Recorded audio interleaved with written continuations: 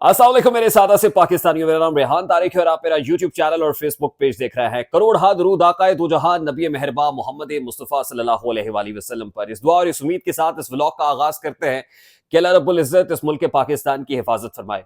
रात के इस पहर इंतहाई गैर मामूली हालात हैं और रात के इस पहर जब मैं आपसे मुखातिब हो रहा हूं तो इसलिए भी जरूरी समझता हूं कि आपको इन हालात से बाखबर रखा जाए और हम अपने चैनल के प्लेटफॉर्म से तमाम तर सियासी, माशी, समाजी और बैनुल अक़वामी खबरों से आपको अपडेट रखने की कोशिश भी करते हैं।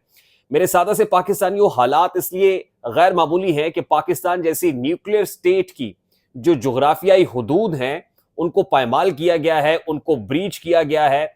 इस न्यूक्लियर स्टेट की सालमियत को चैलेंज किया गया है। यानी हमारे जो बॉर्डर्स हैं असल में उसको ब्रीच करके पाकिस्तान पर प्रैक्टिकली बैलिस्टिक मिसाइल्स और ड्रोन अटैक्स किए गए हैं। बैलिस्टिक मिसाइल्स दागे गए हैं, ड्रोन हमले किए गए हैं और ये किसी और ने नहीं किए बल्कि ब्रादर इस्लामी मुल्क ईरान ने किए हैं। ईरान की तरफ से बॉर्डरिंग एरिया बलूचिस्तान का इलाका पिंजगोर है जहां पर बैलिस्टिक मिसाइल्स और फिर दो जो ड्रोन अटैक्स हैं, पर्टिकुलरली पैदर पै बल्कि ड्रोन अटैक्स दागे गए हैं और दो बच्चे इस सूरत हाल में जाबाहक हो गए और 3 खवातीन जान की बाजी हार गई हैं। 3 नौजवान लड़कियां बताई जा रही हैं जो जान की बाजी हारी हैं। ये स्टैट्स जो दिए जा रहे हैं ये अब कुछ ही देर पहले दफ्तर खारजा की तरफ से कंफर्म किए गए हैं, लेकिन अभी तक जिस वक्त मैं आपसे मुखातिब हूं तो उस वक्त पाकिस्तानी मीडिया खामोश है। इंटरनेशनल मीडिया के अंदर खबरें भरी पड़ी हैं, वो क्या एबीसी न्यूज हो, वो क्या रॉयटर्स हो, वो क्या बीबीसी हो, क्या एपी हो, क्या हिंदुस्तान टाइम्स हो, टाइम्स ऑफ इंडिया हो, सारे शह सुर्खियां पाकिस्तान की लगा रहे हैं और ये ब्रेकिंग न्यूज दे रहे हैं कि ईरान ने पाकिस्तान पर हमला कर दिया, लेकिन पाकिस्तानी मीडिया खामोश है। उस खामोशी की भी वजह है, वो वजह भी आपके सामने रखेंगे। ये हुआ क्या है और इस वक्त में जब खित्ते के अंदर गैर मामूली सूरत हाल है, पाकिस्तान की सालमियत को क्यों चैलेंज किया गया है, ये व्लॉग इसी बारे में है। मैं इंतहाई अदब से आपसे रिक्वेस्ट करूंगा कि अगर आपने हमारा चैनल सब्सक्राइब नहीं किया तो चैनल को सब्सक्राइब कर ले। अगर वीडियो पसंद आए तो इसको लाइक और शेयर करना इसलिए जरूरी है ताकि हमारा पैगाम ज्यादा लोगों तक पहुंच सके और अगर बेल आइकन प्रेस करेंगे तो ऐसी बहुत सारी वीडियोस आपकी निगाह से गुजरती रहेंगी। अब ईरानी मीडिया, नेशनल मीडिया ईरानी इरना की तरफ से, ईरानी न्यूज एजेंसी है और उनका स्टेट मीडिया है, उसने पहले कंफर्म किया, इस तरह के स्टेटमेंट दिए और उसके बाद उसको डिलीट कर दिया गया।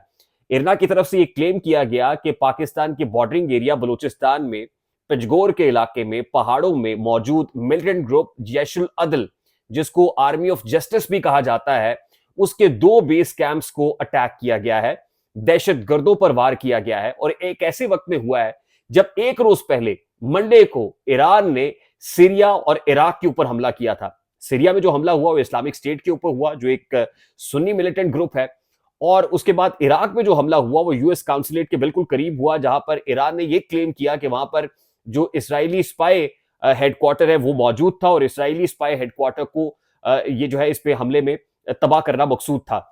उसके बाद इराक की तरफ से बड़ा स्ट्रॉन्ग रिएक्शन आया, उनके जो एम्बेसडर है उसको तलब किया गया और उससे एहतजाज रिकॉर्ड कराया गया और इराक ये कहता है कि बहुत सारी सिविलियन आबादी इन अटैक्स के सिलसिले में जो है वो जान की हाथ धो बैठी, जो एक ब्लेटेंट अटैक है। इसी तरह सिर्फ एक रोज का वक्त, पूरा एक दिन भी नहीं गुजरा था और एक दिन से भी कम के अरसे में ईरान ने वही काम किया जो सीरिया के अंदर किया था, वही काम किया जो इराक के अंदर किया था। पाकिस्तान की जोग्राफियाई हुदूद को, पाकिस्तान की सालमियत को रात की तारीकी में चैलेंज किया गया है। जिस वक्त मैं ये व्लॉग रिकॉर्ड कर रहा हूं तो रात का 1:15 बजे पाकिस्तान में, यानी आप समझ लीजिए कि अब से कमोबेश 3 घंटे पहले 9:30-10 बजे रात का वक्त होगा कि जिस वक्त ईरान की तरफ से कार्रवाई की गई और ईरान के हिजबुल्लाह के सरबराह हसन नसरुल्लाह ने खुद अपने ट्विटर हैंडल के ऊपर, एक्स हैंडल पर यह बताया कि उनकी तरफ से यह कार्रवाई हुई है, ईरानियन सिक्योरिटी फोर्सेस ने यह कार्रवाई की है और आयतुल्लाह खामनाई इस तमाम तर मामले को कंट्रोल रूम से मॉनिटर कर रहे थे। जश्न मनाया जा रहा था ईरान की तरफ से और फिर यह भी क्लेम किया गया कि पाकिस्तान की कॉपरेशन के साथ हुआ है, इन कॉपरेशन विद पाकिस्तानी अथॉरिटीज हुआ है। लेकिन अब से कुछ देर पहले तक तो ये जो कॉपरेशन वाला मामला है यकीनन ये बहुत सारे शुकूक व शुबहात को जन्म दे रहा था, लेकिन दफ्तर खारजा की तरफ से रिएक्शन आने के बाद पता ये चल रहा है कि हमने भरपूर एहतजाज भी किया है, हम इसको कंडेम भी कर रहे हैं। ये और बात है कि सिर्फ कंडेमनेशन से मामला हल नहीं होगा बल्कि पाकिस्तान इसको ब्लेटेंट अटैक कह रहा है, पाकिस्तान अपनी सालमियत की खिलाफ वर्जी कर रहा है, कह रहा है कि 2 मासूम बच्चों की जानें गई हैं, 3 लड़कियां इस अटैक के सिलसिले में मारी गई हैं और पाकिस्तान खुद एक न्यूक्लियर स्टेट है। पाकिस्तान जानता है कि दहशतगर्दों से कैसे जंग लड़नी है और पाकिस्तान लड़ भी रहा है। अब दफ्तर खारजा की तरफ से यह तो इंडोर्स किया गया है, यह तो पता चल गया है कि ईरान ने हम पर अटैक खोला है, ईरान ने फायरिंग की है, बैलिस्टिक मिसाइल्स दागे हैं, ड्रोन अटैक्स दागे हैं और हमसे पूछे बगैर दागे हैं। जो वो कह रहे हैं ना कि पाकिस्तान से ताउन, पाकिस्तान की कॉपरेशन के साथ हुआ है, तो पाकिस्तानी दफ्तर खारजा ने बता दिया कि ईरान ने हमसे कोई पूछा नहीं है और ये जो दो तरफा ताल्लुकात है ये यकीनन उसके अंदर एक खलीज पैदा होगी। आपको याद होगा कि पीडीएम की 16 माह की हुकूमत के अंदर ईरानी सदर इब्राहिम रईसी पाकिस्तान पहुंचे थे। उससे पहले chief of the army staff general Asim Munir और खुद वजीर आजम पाकिस्तान ईरान गए थे। उससे पहले गुज़श्ता साल मार्च में जो चीन की मीडिएशन से सऊदी अरब और ईरान करीब आए थे, सर्द जो मोहरी है वो खत्म हुई थी और पता ये चला था कि यमन वॉर के सिलसिले में भी ये इंतहाई अहम पेशरफ्त है जो खित्ते के लिए बड़ा इंपॉर्टेंट है। और उसके बाद पाकिस्तान और ईरान भी करीब आ रहे थे, लेकिन अब ईरान की तरफ से ये जो ब्लेटेंट अटैक किया गया है, यकीनन खित्ते की सालमियत खतरे में पड़ गई। एक ऐसे वक्त में जब इसराइल और फलस्तीन आपस में दस्तो गरेबा है, ऐसे वक्त में ईरान की तरफ से सीरिया, फिर उसके बाद इराक और अब पाकिस्तान के अंदर ये अटैक होना यकीनन खित्ते के अमन को डिस्टेबलाइज करेगा। और पाकिस्तान में तो वैसे भी इलेक्शन सर के ऊपर है। अब ये जो जैशुल अदल नामी जो मिलिटेंट ग्रुप है, ईरान पहले भी इस तरह के जो इल्जामात है पाकिस्तान पे लगाता रहा है कि पाकिस्तान जो सुन्नी बैक ग्रुप्स हैं, जाहिर है उनकी उनकी उनकी सहूलतकारी करता है और सऊदी अरेबिया की इयानत के साथ करता है। और जाहिर है एक नेक्सस है सऊदी अरेबिया का और अमेरिका का, और उसमें पाकिस्तान जो है वो वही करता है जो वो करने को कहते हैं।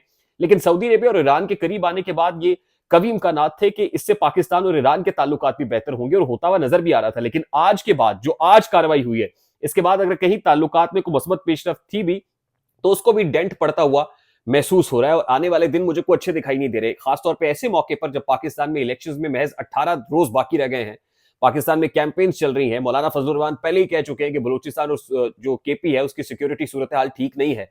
ऐसे में एक और महाज पाकिस्तान के ईरानियन बॉर्डर के ऊपर छिड़ जाना यकीनन बड़ा अलार्मिंग है। और पूरी दुनिया का जो मीडिया है, इंटरनेशनल मीडिया है, इस पर बातें कर रहा है। दफ्तर खारजा का स्टेटमेंट आने के बाद यकीनन पाकिस्तानी मीडिया के अंदर भी इसको रिस्पॉन्सिबली रिपोर्ट किया जाएगा। लेकिन देखना यह है कि आईएसपीआर का इसके ऊपर क्या रिएक्शन आता है, पाकिस्तानी सिक्योरिटी फोर्सेज और इदारे इस पर कैसे रिएक्ट करते हैं।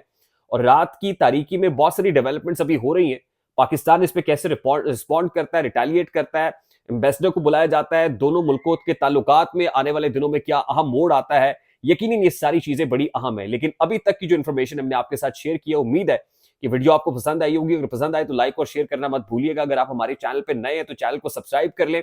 मुझे रेहान तारिक को इजाजत दीजिए, जाते जाते बेल आइकन प्रेस कर लीजिएगा, क्योंकि बहुत से दोस्त ये कहते हैं कि जी वीडियोस का नोटिफिकेशन हमें बर वक्त नहीं पहुंचता, तो घंटी को भी बजा दीजिएगा। और इस दुआ के साथ ही इस व्लॉग का इख्तिताम करते हैं कि पाकिस्तान का अल्लाह रब्बुल इज्जत हामी और नासिर हो। मुझे रेहान तारिक को इजाजत दीजिए, अपना बहुत सारा ख्याल रखिएगा। अस्सलाम वालेकुम।